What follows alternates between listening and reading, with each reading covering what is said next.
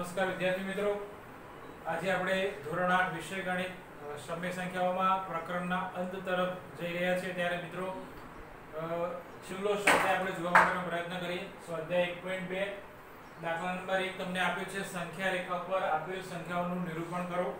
આપણે અગાઉ મેં તમને શીખવ્યું હતું કે સંખ્યા રેખા ઉપર નિરૂપણ કેવી રીતે કરવું. અહીંયા તમને કીધું છે 7 ચતુર્થાંશ. 7 ચતુર્થાંશનું નિર્માણ કરવું છે. ધન સંખ્યા છે એટલે આપણે અહીંથી નિરૂપણ કરીશું. 0 ચતુર્થાંશ લખી દો પેલા 1 2 3 4 5 6 7 8 9. 1 ચતુર્થાંશ 2 ચતુર્થાંશ 3 ચતુર્થાંશ 4 ચતુર્થાંશ 1 થઈ જાય વિદ્યાર્થી મિત્રો. 5 ચતુર્થાંશ 6 ચતુર્થાંશ 7 ચતુર્થાંશ 8 ચતુર્થાંશ વિદ્યાર્થી મિત્રો 2 થઈ જાય. તમને ખબર છે 4 દુ 8 ચતુર્થાંશ એટલે 9 ચતુર્થાંશ. આપણને જે સંખ્યાનું નિરૂપણ કરવાનું કહ્યું છે એ સંખ્યાનું નામ છે 7 ચતુર્થાંશ. તો આ થયા 7 ચતુર્થાંશ. તમે આ રીતે ગોળ કરી શકો છો અથવા અહીંયા આ રીતે પણ ગોળ કરશો તો પણ ચાલશે. બરોબર. એવી જ રીતે તમને કહ્યું છે -5 છઠ્ઠાંશ માઈનસ બાજુની સંખ્યાઓ છે. તો આપણે આ બાજુ લઈશું 1 2 3 4 5 6 7 8. 0 છઠ્ઠાંશ જેટલા છેદમાં હોય છેદમાં લખીશું. અહીંયા 4 છે માટે આપણે છેદમાં 4 લખ્યા. -1 ચતુર્થાંશ -2 ચતુર્થાંશ -3 ચતુર્થાંશ 4 ચતુર્થાંશ -1 થઈ જાય.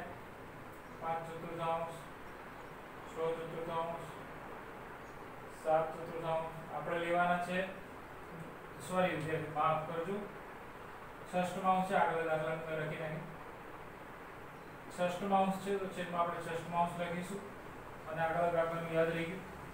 1 ષષ્ઠમાંશ માઈનસ -2 ષષ્ઠમાંશ -3 ષષ્ઠમાંશ 4 ષષ્ઠમાંશ 5 ષષ્ઠમાંશ 6 ષષ્ઠમાંશ 1 આવશે -1 અને 7 ષષ્ઠમાંશ. હવે આપણને કીધું છે કે -5 ષષ્ઠમાંશનું નિરૂપણ કરો. તો આપણે -5 ષષ્ઠમાંશ ક્યાં છે તો કે અહીંયા છે. તમે એનું નિરૂપણ કરી શકો છો આ રીતે અથવા આ રીતે. બંને રીતે પણ તમે એને દર્શાવી શકો છો. ધ્યાનમાં આવી ગયું વિદ્યાર્થી મિત્રો. જેટલા છેદમાં હોય એટલા છેદમાં લખવાના. અહીંયા 4 હતા તો મેં 4 લખ્યા. અહીંયા 6 છે તો આપણે 6 લખીશું. એવી જ રીતે દાખલા નંબર 2 પણ આપણને કીધું છે 3 નિરૂપણ કરવાના છે. આપણે સંખ્યા રેખા દોરીએ.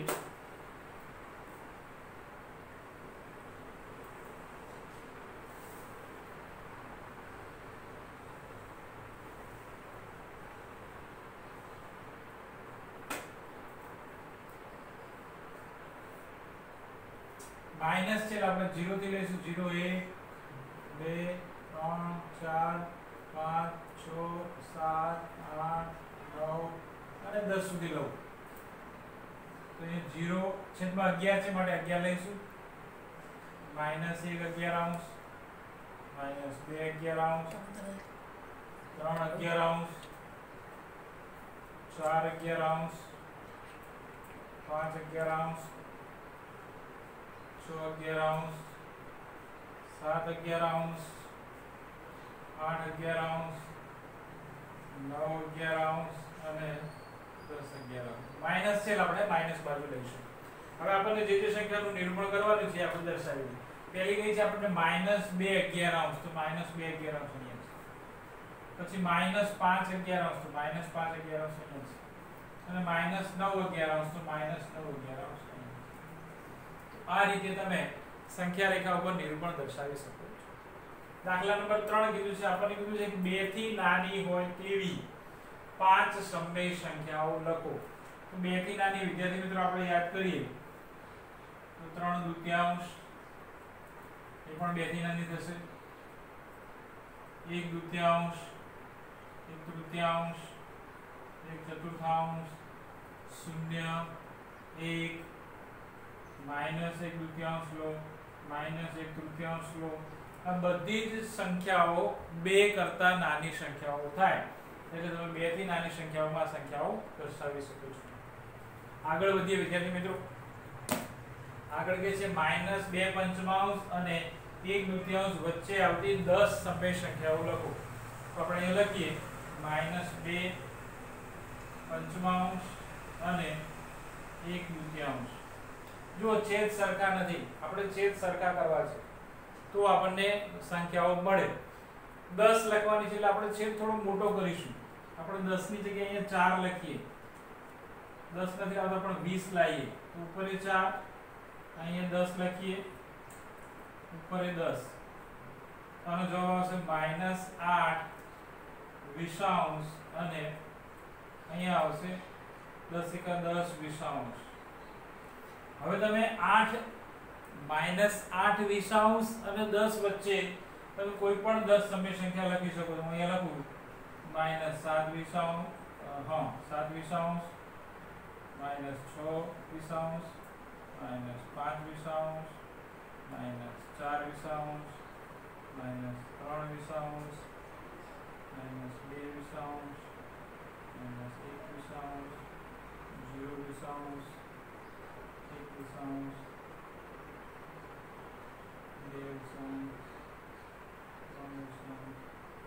એમ તમે 9/20 સુધી લખી શકો.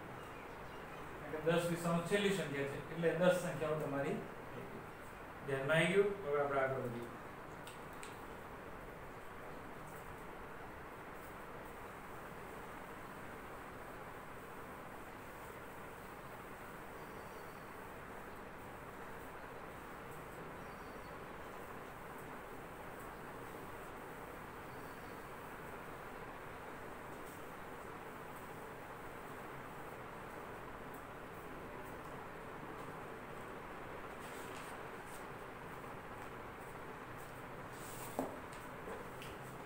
હવે આપણે જોઈશું દાખલા નંબર 5.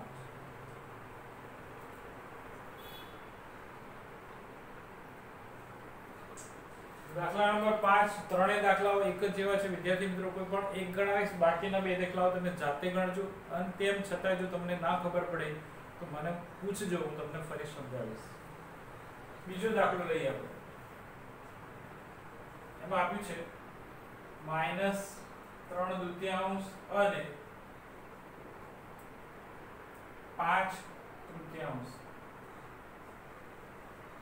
વચ્ચે આપણને 5 સમય સંખ્યાઓ લેવાની છે. કેટલી લેવાની છે? 5. તો આપણે છેદ સરખા કરીએ. -3/2 છે તો તમે છેદ કેટલો લેશો? 12 લઈએ આપણે તો અહીંયા 6 વડે ગુણીએ, ઉપર 6 વડે ગુણીએ. 5/3 12 લાવો તો અહીંયા 4 અને અહીંયા 4 વડે ગુણો તો અહીંયા થશે 4 × 18 એટલે -18/12 અને અહીંયા 5/20/12.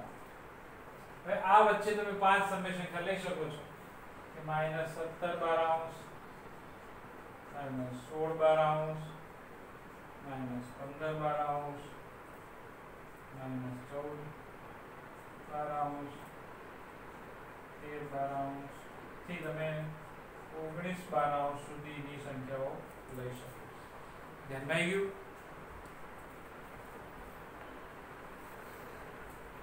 હવે આપણે જોઈશું દાખલા નંબર 6. દાખલા નંબર 5 માં આવા 3 દાખલાઓ છે પણ ત્રણે 3 દાખલાઓ તમને આવડશે. હવે આપણે આગળ જોઈશું દાખલા નંબર 6. તમને એવું કીધું -2 થી મોટી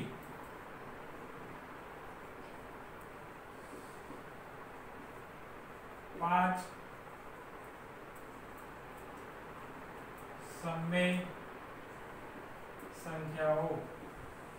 તો આ પણ વિદ્યાર્થી મિત્રો તમને ખબર છે -2 થી મોટી લઈ લો તમે -3/2, -1/2, -1/4, -1/5, 1/2, 0. આ બધી -2 થી મોટી સમય સંખ્યાઓ છે. બરોબર? હવે આપણે છેલ્લો દાખલો છે. છેલ્લો દાખલો તમને આવડે એવો છે, થોડોક સમજાવી દઉં પછી આપણે આપણું પ્રકરણ પૂરું કરીએ. 3/5 અને 3/4 વચ્ચે 10 સમય સંખ્યા લેવાની. કેટલી લેવાની છે? 10 સમય સંખ્યા. 10 સમય સંખ્યા લેવાની છે એટલે આપણે લસા થોડો મોટો રાખીશું. તમે જુઓ 3/5 છે, 5 ચોક 20 ની જગ્યાએ આપણે 40 કરીએ તો અહીંયા 8 લખીએ, 8 × 5 = 40 થાય તો અહીંયા 8 થશે. અને 3/4 છે, 40 કરો તો અહીંયા 10 કરો અને અહીંયા 10 કરો તો 10 × 30 ને 8 × 24, 24 અને 30. તોય તમારે 10 સંખ્યાઓ નહીં મળે તો ફરી પાછો આપણે લસા શું કરવો પડશે? મોટો કરવો પડશે.